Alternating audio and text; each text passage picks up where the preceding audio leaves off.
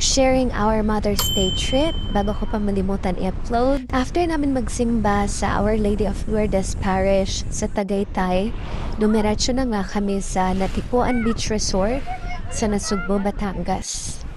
It's 1 hour away from Tagaytay. At yan na nga, nakarating na kami sa Natipuan Beach Resort. So, nalimutan namin kuna ng video yung cottage and tent namin kasi nga we prepared na for island hopping. Excited na yung mga kids, pati yung mga kids at heart. First stop tong Green Island for cliff diving. Ang hirap bumaba kasi nga mabato, walang proper na docking area. So, kanya-kanya kaming paraan para makatongtong dyan sa mga rock formation. At yan naman, sobrang init papunta dun sa diving spot. Buti na lang, pang malakasan yung sunscreen ko. Check nyo na lang sa Comsec, guys. Napag-usapan namin lahat kami mag-cliff dive, pero hindi namin in-expect na ganito pala kataas. So, yan, yung brother ko lang natuloy.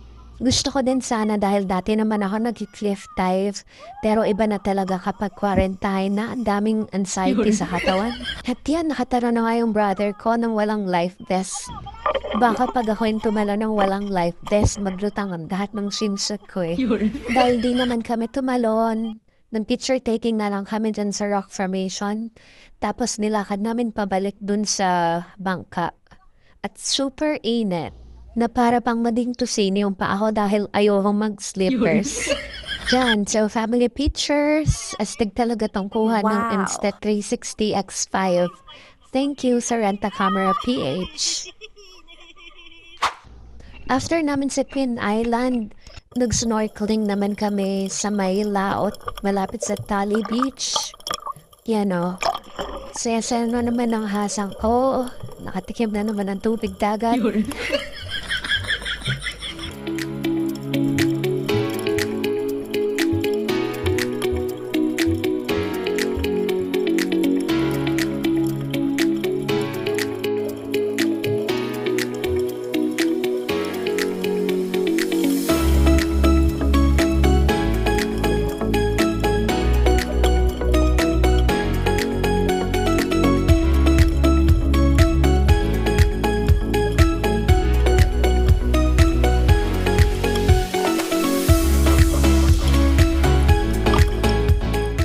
Tinry kong sumisid dito pero napabalik was ako agad kasi nakakita ko ng sea snake.